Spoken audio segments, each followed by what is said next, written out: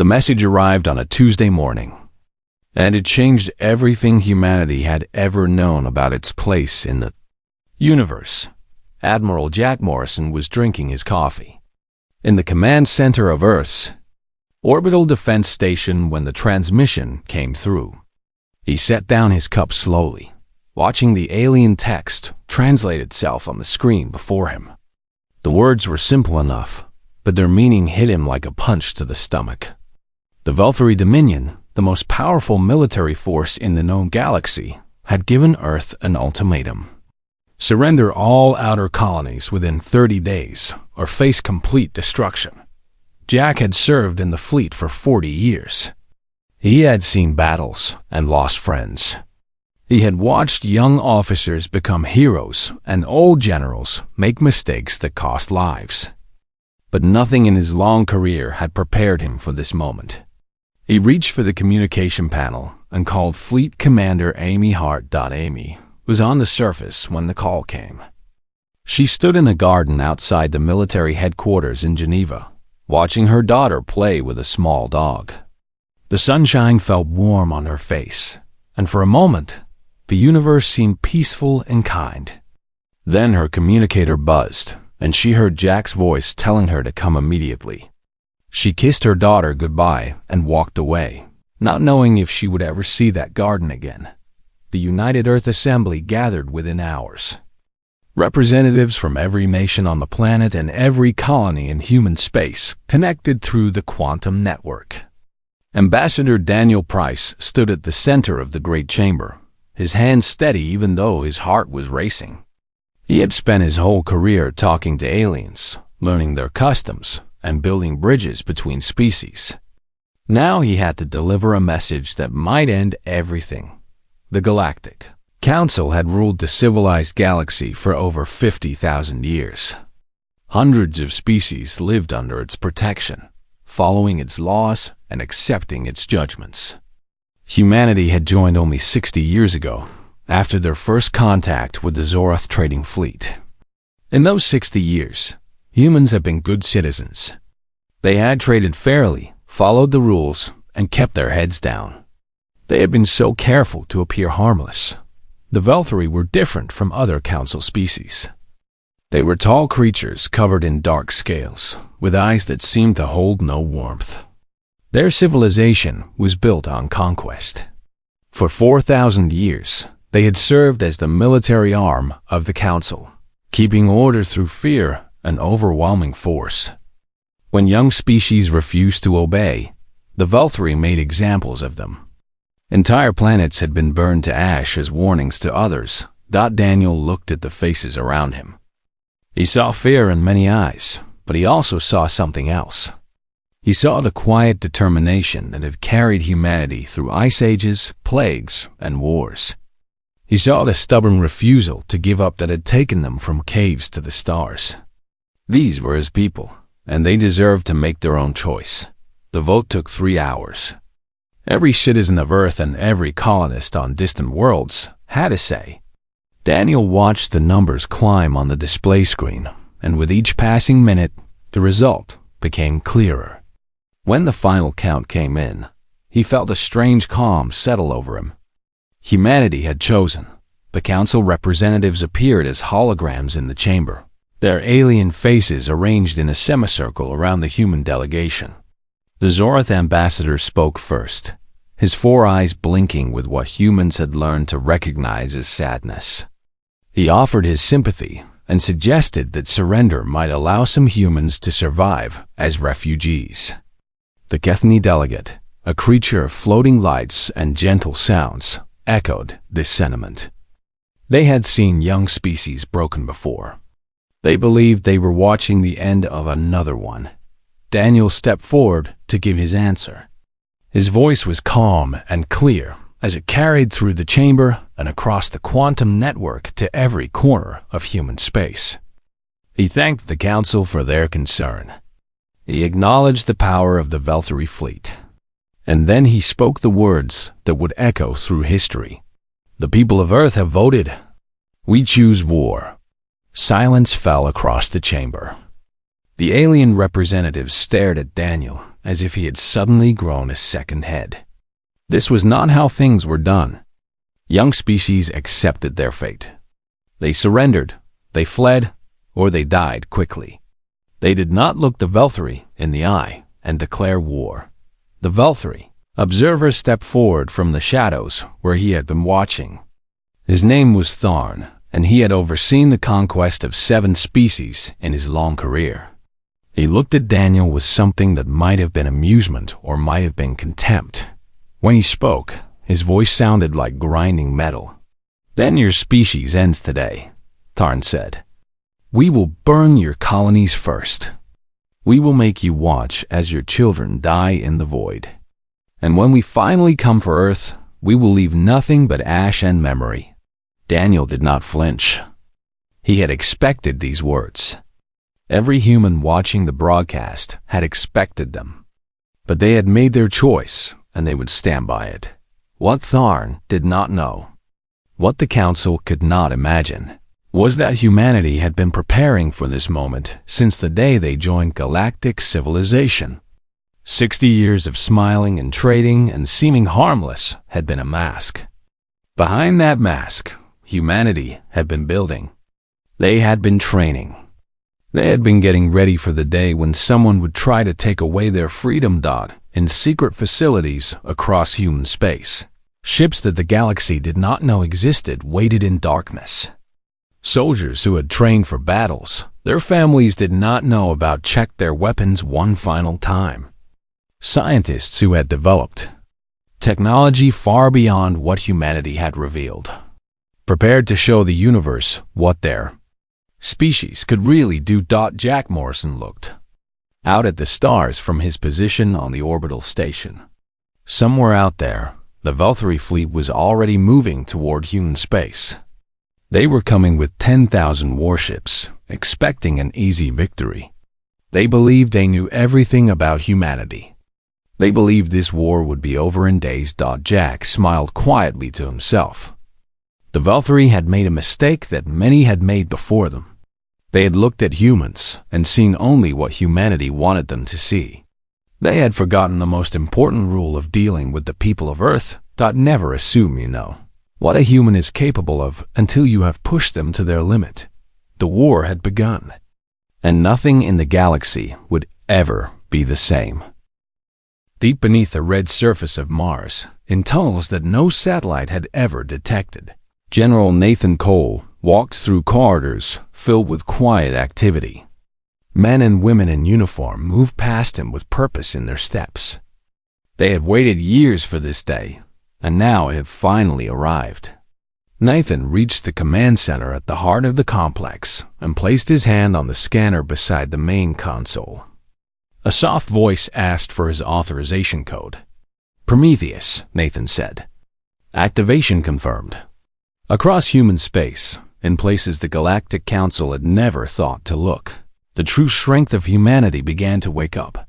The galaxy believed that Earth had 800 warships. This was the number in official records, the number shared with the Council, the number that made the Velthari confident of easy victory. What the galaxy did not know was that humanity had been lying from the very beginning. In the asteroid fields between Mars and Jupiter, massive doors opened in rocks that had seemed ordinary for decades. Ships emerged from the darkness, their hulls gleaming with technology that human scientists had developed in secret. These were not the clumsy vessels that humanity had shown to its alien neighbors. These were weapons of war, designed by a species that had spent its entire history fighting itself and had become very good at it. Dr. Helen Cruz stood in the communication center on Luna, watching her screens come alive with data from across the solar system. She had dedicated her life to building the quantum network that connected every human vessel, every soldier, and every command post. When she was young, her teachers had told her that faster-than-light communication was impossible. She had proven them wrong. Now, her network would help save her species. 3,000 warships powered up their engines in hidden shipyards. Another 2,000 waited in bases on the moons of gas giants, ready to move at a moment's notice. Humanity had not been idle during its 60 years in galactic society. While diplomats smiled and traders bargained, engineers and scientists had been working around the clock. They had studied every piece of alien technology they could find. They had learned from the mistakes of conquered species. And they had built something the galaxy had never seen before. Colonel Sam Edwards led a unit that officially did not exist. The soldiers under his command had been enhanced with technology that the Council believed was centuries beyond human capability. They were stronger, faster, and tougher than any normal person. They could survive in vacuum for limited periods. They could process information faster than most computers. They were called the Ghosts, and they were humanity's secret weapon in ground combat. Sam gathered his team in a hangar on one of Jupiter's moons. These men and women had trained together for years, becoming a family as much as a military unit. They knew that some of them would not survive the coming war. They accepted this truth with the quiet courage that had defined human soldiers throughout history. The Valkyrie think this will be easy, Sam told them. They think they know what we are. When we hit them so hard that they never recover. We show them exactly what happens when you threaten our home. The Valkyrie fleet moved toward Earth with terrible confidence. Their admiral, a veteran named Kreth, had conquered worlds before humanity had developed writing. He saw the 800 human ships gathering to defend their home system and felt nothing but contempt. This would be another quick victory. Another species broken and scattered to serve as an example. Kreth arranged his fleet in standard conquest formation.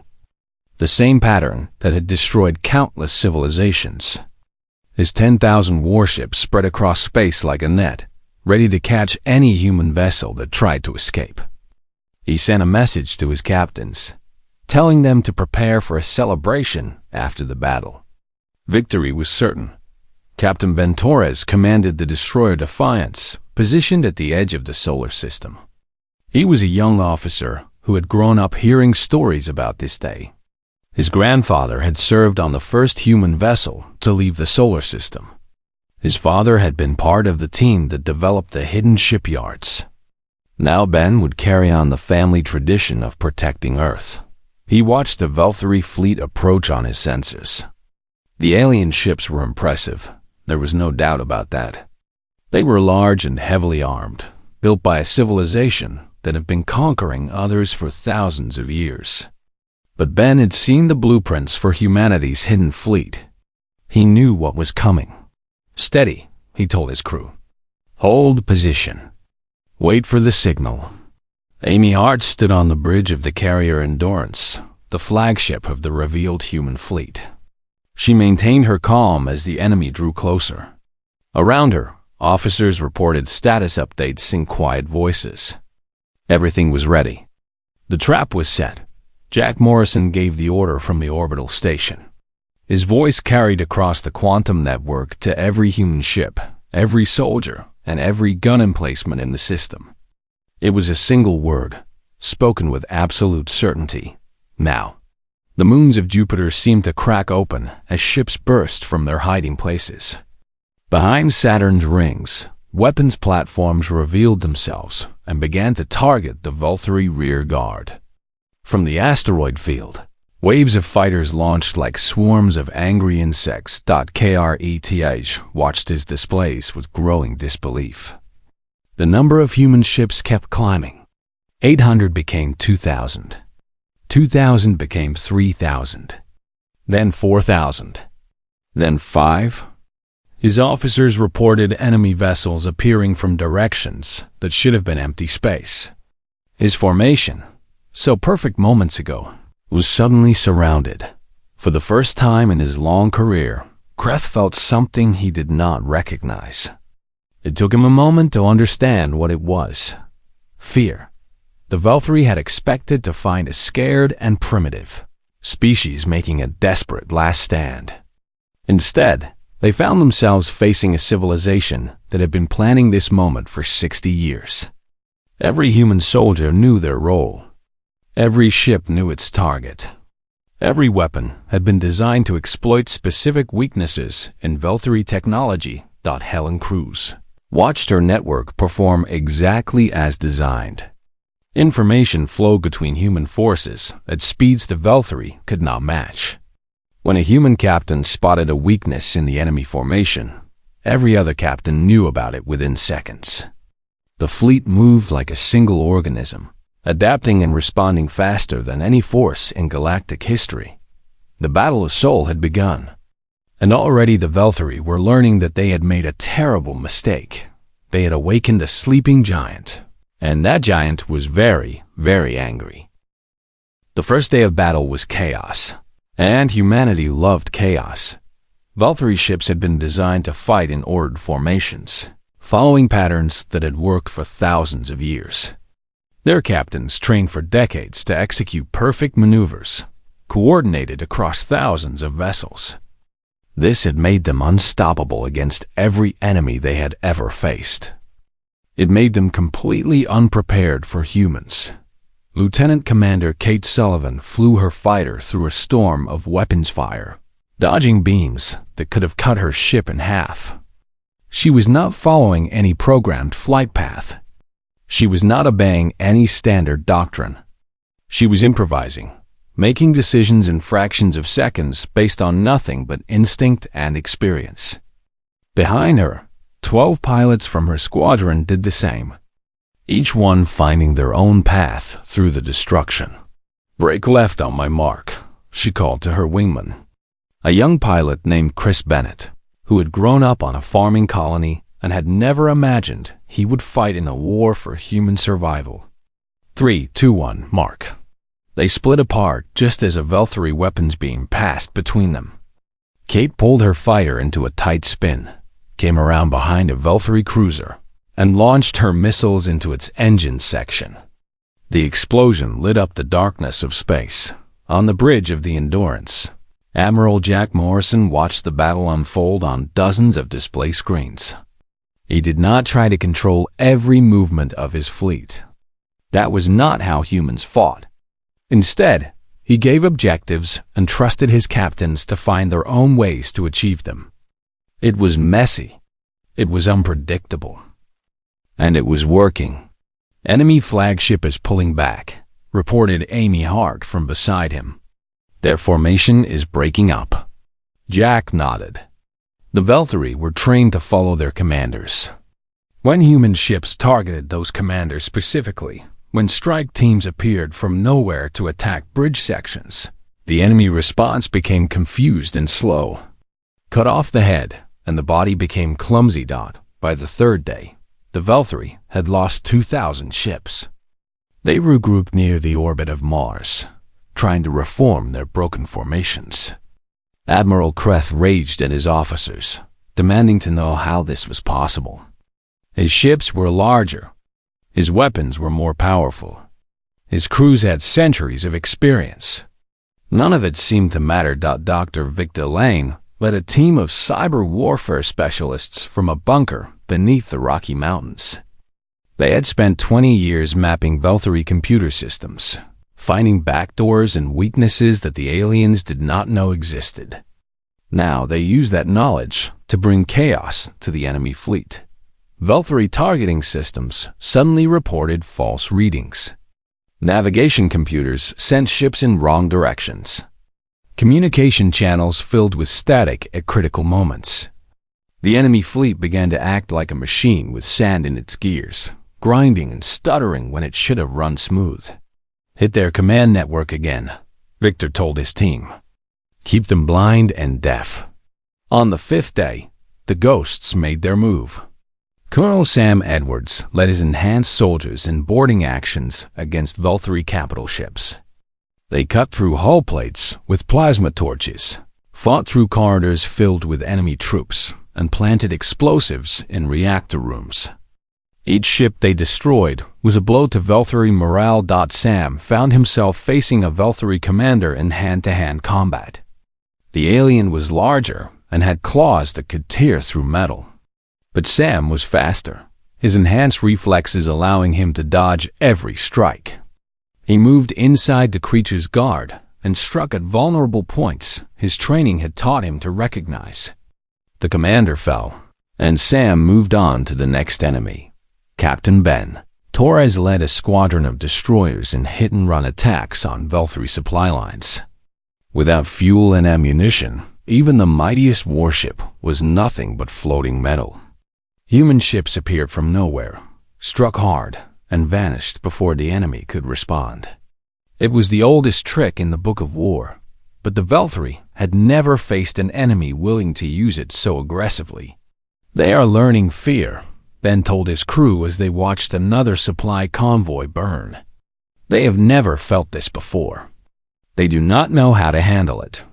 By the seventh day, the Velthry had lost 6,000 ships. Human losses stood at just over 200. The mathematics of the battle had completely reversed from what everyone had expected. The mighty conquerors were being dismantled piece by piece. Kate Sullivan earned a reputation during a desperate fight on day 8. Her squadron was ambushed by a force 3 times its size. Instead of retreating, she led her pilots in an attack so aggressive that the Velthry assumed they must be facing a much larger force. Her squadron destroyed 14 enemy ships before backup arrived. She lost 2 pilots that day, friends she had trained with for years. She carried their names in her heart as she continued to fight. Helen Cruz worked without sleep for days, keeping the quantum network running as battle damage threatened to bring it down. Every time a relay station was destroyed, she rerouted signals through backup systems. Every time the enemy tried to jam communications, she found new frequencies.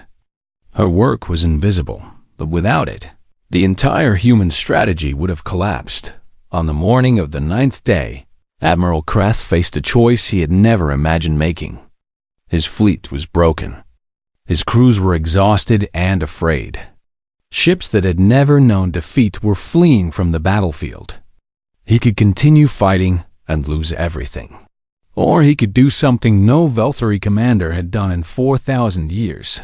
He called for terms. The message arrived on Jack Morrison's display screen just after dawn. Earth time. The Velthry were requesting peace talks. They were asking to negotiate.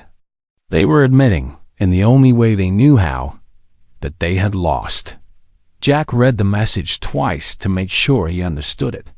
Then he smiled, feeling the weight of 9 days begin to lift from his shoulders. Around him, officers cheered and embraced. The impossible had happened. Amy Hart stood beside him, tears running down her face. She thought of her daughter playing in the garden in Geneva. She thought of all the children across human space who would grow up free because of what they had done here. "We won," she said, her voice barely above a whisper. Jack nodded. "We won, but now comes the hard part. Now we have to decide what kind of victors we want to be." The Battle of Seoul was over. The universe would never see humanity the same way again. The Galactic Council chambers had stood for 50,000 years.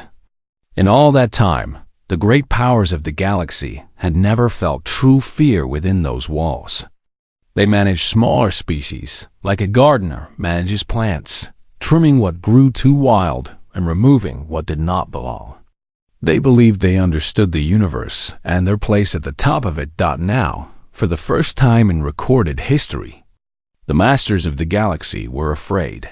Ambassador Daniel Price walked through the council chambers with a calm he did not entirely feel.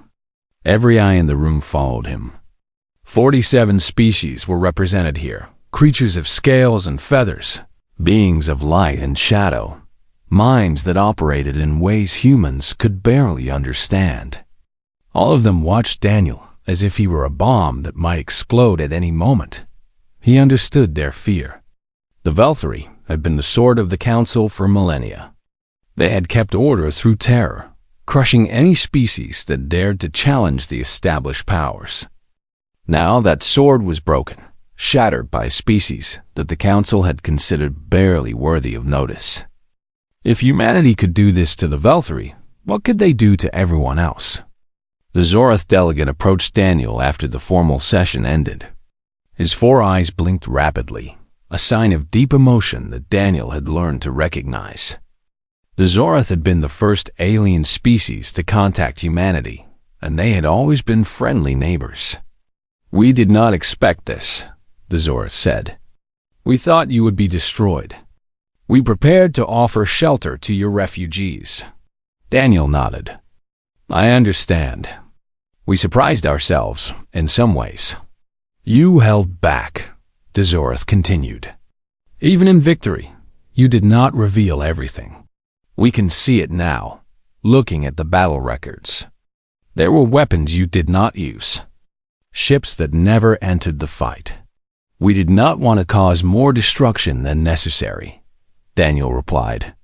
"We fought for survival, not conquest." The Zorath studied him for a long moment. "That," he said finally, "is what frightens us most." On Earth, the victory celebrations were quieter than many had expected. People gathered in streets and parks, hugging strangers and crying with relief. But underneath the joy, there was a heavy awareness of what had been lost.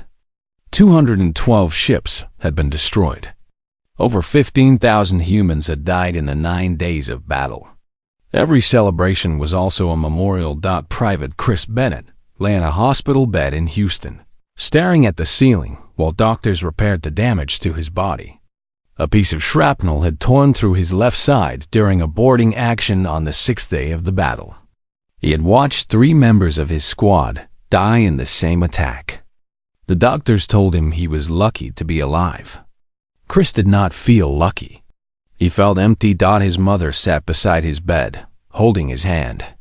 She had watched the battle unfold on news broadcasts, not knowing if her son was alive or dead. When the message finally came that he was wounded but safe, she had collapsed with relief. Now she sat with him in silence, because there were no words that could make sense of what he had experienced. Commander Grace Palmer had been assigned to the diplomatic station in neutral space, far from the battle. Now she found herself at the center of galactic attention. Species that had never bothered to speak with humans before were suddenly very interested in friendship. Their representatives arrived with gifts and proposals, eager to align themselves with the new power in the galaxy. Grace treated each visitor with courtesy, but she was not fooled by their sudden warmth. These same species had watched the Velthari prepare to destroy humanity and had done nothing to help. Their friendship now was based on fear, not respect. Grace accepted their offers with polite smiles and trusted none of them. Back at the council, voices began to whisper about what should be done. Some demanded that Earth be punished for disrupting the galactic order. They argued that humanity had grown too dangerous too quickly, that they should be contained before they became an even greater threat. Others pointed out that any attempt to contain humanity would likely end the same way the Velthari attempt had ended, with the attackers destroyed and humanity even more powerful. A few voices, mostly from species that had themselves suffered under Velthari aggression, suggested something different. Perhaps, they said, humanity could be a positive force. Perhaps they could protect the weak instead of threatening them. Perhaps the galaxy needed change and humanity could be the ones to bring it. Admiral Jack Morrison appeared before the council in a recorded message that was broadcast across the galaxy. His face was tired from 9 days without proper sleep, but his voice was steady and clear. He did not speak of victory or power. He spoke of the future. "We did not want this war," Jack told the watching galaxy. "We were forced to fight or die, and we chose to fight. Now that the fighting is over, we must decide what comes next. We have shown the galaxy what we are capable of doing. Now we must show them who we choose to be." He paused, letting his words sink in. "Humanity will not seek to conquer. We will not become what the Velthari were. We fought for the right to exist on our own terms, and we will extend that same right to others. Any species that faces the kind of threat we faced will find a friend in humanity. We will stand with the weak against the strong, with the peaceful against the aggressive." This is our promise to the galaxy." The message ended, and the council chambers fell silent. Some representatives did not believe a word of it. They saw only a new predator rising to replace the old one. Others felt a spark of hope that they had not felt in thousands of years. Perhaps they thought things really could be different. On the Velthari homeworld, the news of their defeat was met with shock and disbelief. A civilization built on the belief in their own superiority had to face the fact that they had been beaten by a species they had considered prey. Some called for revenge, for building new fleets and trying again. Others, the wiser ones, understood that the old ways were finished. The Velthari would have to find a new place in the galaxy, and that place would not be at the top. Daniel Price returned to Earth after the council session ended. He stood on the balcony of his apartment in Geneva and watched the sun set over the mountains. The world looked the same as it always had, but everything was different now. Humanity had stepped onto the galactic stage, not as a minor player, but as a force that could shake the foundations of civilizations. The question now was what they would do with that power. Daniel hoped they would choose wisely. The galaxy was watching. 1 year had passed since the Battle of Sol, and the galaxy had changed in ways that no one could have predicted. Ambassador Maria Santos stood before the Galactic Council, representing humanity in its new role. She was a small woman with gray hair and kind eyes, the sort of person who looked like she should be teaching children rather than addressing the most powerful beings in the universe. But there was steel in her voice when she spoke, and the council had learned to listen. "The Earth doctrine is simple," Maria told the assembled representatives. "No young species will ever again face the choice we faced. No civilization will be threatened with extinction for refusing to surrender its freedom. Humanity will stand as protector for those who cannot protect themselves." Some in the council grumbled at her words.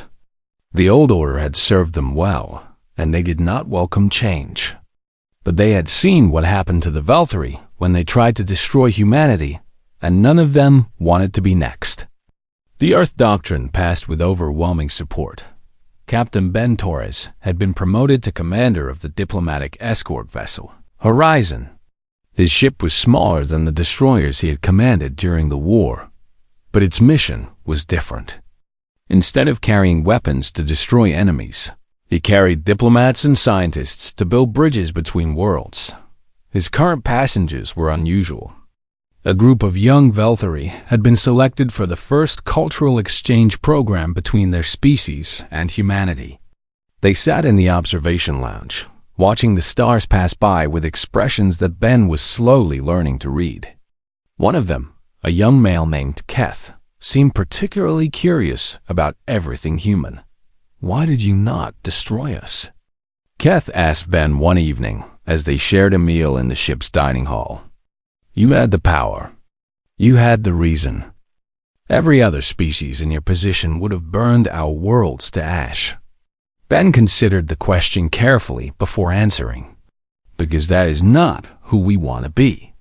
We fought to protect ourselves, not to conquer. Your people made a mistake, but mistakes can be corrected. Extinction cannot." Keth thought about this for a long time.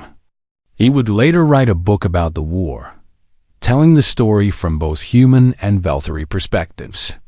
It would become one of the most widely read texts in galactic history, helping species understand what had happened and why. Dr. Helen Cruz received the Council's highest scientific honor in a ceremony broadcast across the galaxy. A quantum communication network had been the invisible foundation of humanity's victory, allowing their ships to coordinate in ways no enemy could match. Now she was working on expanding that network to include other species, building connections that could prevent future wars. Science should bring beings together, not tear them apart, Helen said in her acceptance speech. "I hope that this technology will help us understand each other better. The galaxy is vast and full of wonders. We should explore it together, not fight over it." Colonel Sam Edwards, retired from active duty, and opened a training academy for soldiers from species that had been conquered by the Velthari in the past. He taught them the tactics and strategies that humanity had used, adapting them for bodies and minds very different from human ones. His students called him the Old Ghost, and they spoke his name with respect. Every being deserves the right to defend their home, Sam told each new class of students. I'm going to teach you how to do that. What you do with this knowledge is up to you, but I hope you will use it to protect the innocent, not to become new conquerors. On a quiet evening in Montana, General Nathan Cole sat on the porch of his retirement home and looked up at the stars. He had given 40 years of his life to preparing humanity for the war that had finally come. Now that the fighting was over, he was not sure what to do with himself. The stars looked different to him now, more full of possibility and less full of threat. His granddaughter sat beside him, a young woman who had grown up during the years of secret preparation and public peace. She had joined the diplomatic corps, wanting to help build the new galaxy that humanity's victory had made possible. Do you think it was worth it? She asked him. All those years of hiding and preparing? All the lives lost in the battle? Nathan thought about the question for a long time before answering. I think about the people we lost every day, he said finally. But I also think about the people we saved. Every child who grows up free, every colony that does not have to live in fear, every species that will never face what we faced. Their futures were purchased with sacrifice, and I believe that sacrifice was worth making.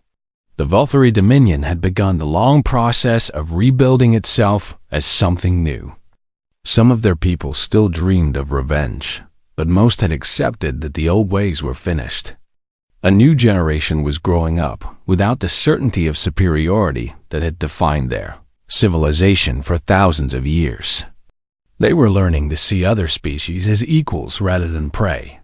Kate Sullivan, the fighter pilot who had become a legend during the battle, now commanded a joint patrol with Velthari pilots along the border between human and Velthari space. They had started as suspicious rivals, but months of working together had built something unexpected. Respect, even friendship. You fly differently than we do, one of the Velthari pilots told her after a training exercise. You adapt. You improvise. We follow patterns, but you create new ones in the moment. It is frustrating to fight against and fascinating to watch. Kate smiled. Maybe that is what we can teach each other. You have discipline and precision. We have flexibility and creativity. Together, we might become something better than either of us alone. Ambassador Daniel Price retired from diplomatic service and wrote his memoirs. The book became required reading in schools across human space, a first-hand account of the day humanity stood before the galaxy and chose to fight rather than surrender. He dedicated it to the 15,000 humans who had died in the Battle of Seoul, whose sacrifice had purchased freedom for billions. In the final chapter, Daniel wrote words that would be quoted for centuries to come. The galaxy thought our story was ending. They saw a young species facing an impossible enemy and expected us to fall. But they did not understand us. Humanity has never been defined by our circumstances. We are defined by our choices. On the day we chose war, we chose to live on our own terms or not at all. That choice echoed across the stars and changed everything. The universe will remember that a small species from a small planet looked into the darkness and refused to be afraid. That is who we are. That is who we will always be. The stars shone down on human worlds scattered across the galaxy, on ships patrolling peaceful borders, on children playing without fear of conquest. The Galactic Council had expected extinction. Instead, they had witnessed the birth of a legend, and somewhere out in the vast darkness between galaxies, other civilizations were just beginning to hear the story of the day humanity chose war. They listened with wonder, and perhaps with a little fear, because now everyone knew the truth. Never underestimate the people of Earth.